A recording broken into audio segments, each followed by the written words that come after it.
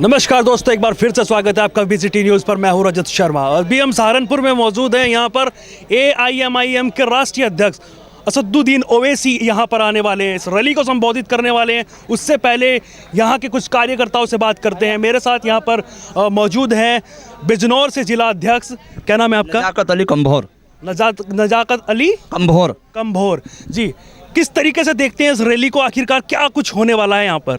देखिए, ये रैली आज साबित करेगी जो लोग ये कहते हैं कि ओवैसी साहब वोट कटवाए हैं, उनके साथ कोई नहीं है। ये मैदान आज भरकर ये साबित हो जाएगा कि ओवैसी का समर्थक अगर विकलांग भी होगा, नाबीना भी होगा, तो रास्ते को टूटा हुआ और पैदल चलता हुआ मैदान में आने का काम करेगा, क्योंकि जनता बदलाव चाहती है।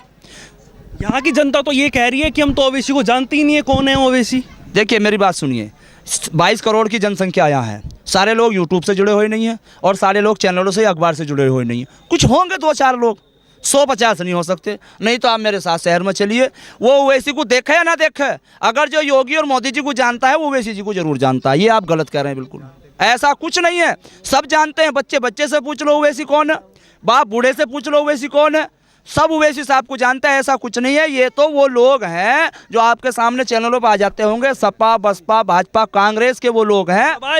सवाल ये भी खड़ा होता है कि यहाँ पर जब 2017 में इलेक्शन लड़े थे उत्तर प्रदेश में, तो 27 से 28 सीटों पर जमानत जब्त हो गई थी। तो अब की बार क्या होने वाला है? देखिए, काशीराम जी एक बात कहा करते थे। काशीराम जी कहते थे, और वो सच्चाई है, कि पहला चुनाव पहचान का, दूसरा चुनाव अपनी ताकत दिखाने का, तीसरा चुनाव है सत्ता हासिल करने का।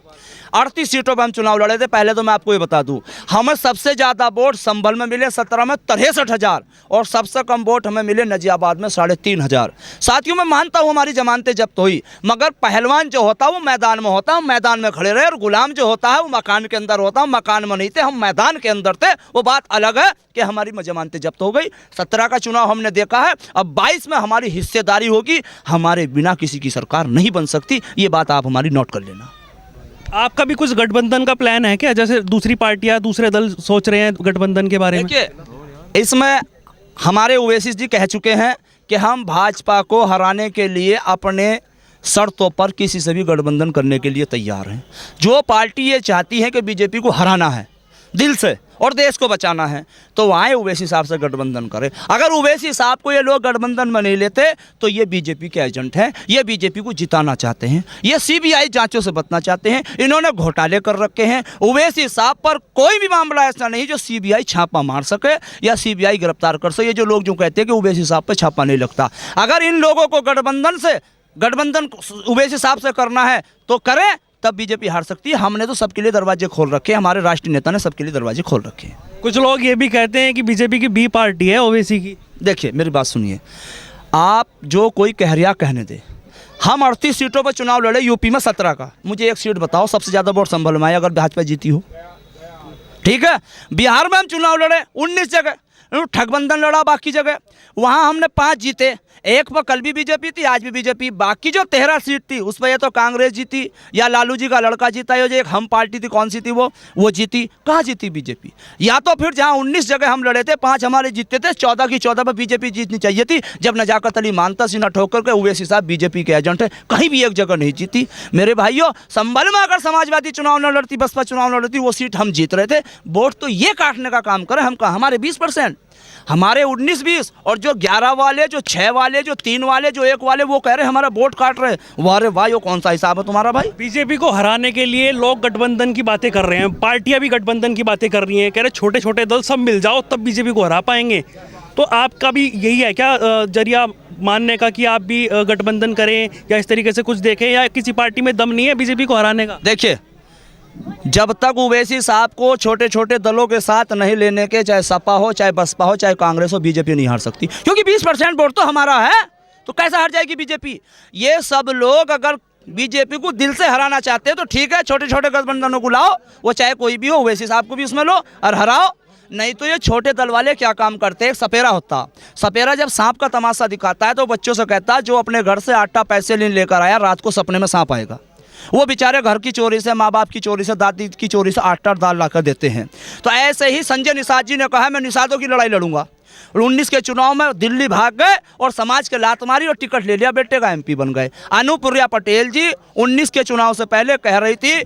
अब दूसरा सवाल ये खड़ा होता है कि यहाँ पर जो आज सहारनपुर में ओवैसी आने वाले हैं, पहले भी मुजफ्फरनगर में भी आए हैं, उससे पहले कई और ज़िलों में आई हैं, तो वहाँ पर कुछ प्रभाव पड़ता दिख रहा है, तो यहाँ पर भी यहाँ के जो मुस्लिम हैं उन पर कुछ प्रभाव पड़ेगा उनको वोट देने का? कुछ यहाँ तो ये सूफी संतों की सरजमी है और हमारे उत्तर प्रदेश का जो 2 राज्यों से जुड़ा हुआ है, उत्तराखंड से और हरियाणा से, यहाँ से ही तो आगाज लिखा जाएगा। तारीख तो यहाँ से ही होनी है, आज तारीख यहाँ से ही लिखी जाएगी।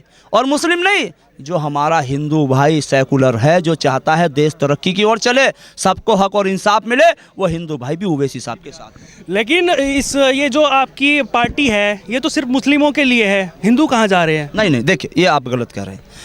हमारी पार्टी में अम्बेडकर जी का पोता है सरदार बिंद्रा जी और तमाम ऐसे लोग जुड़े हुए हैं जो पार्टी के पदाधिकारी हैं।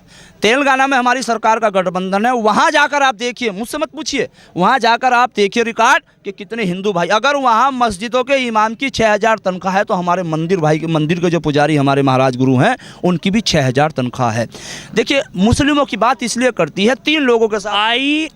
AIMIM इसका मतलब क्या है? इसका मतलब है ऑल इंडिया मजलिस इत्तेहादुल मुस्लिमीन, यानी कि पूरी पार्टी, जैसा Samajwadi party, Bahujan Samajwadi party, Bharatiya Janata party, ऐसी हमारी इस पार्टी का नाम ऑल इंडिया। मतलब ऑल इंडिया तो समझ गए आप, मजलिस माने होता है एक पूरी टीम, पार्टी। एक अभी समझ गए, जैसे ए लगा लेते हैं, जो गजवाए हिंद होता है और भारतीय मतलब कुछ ए लग जाता है कहीं कहीं जगह, और मुस्लिमीन माने मुस्लिमों के साथ मिलकर ये पार्टी बनी गई।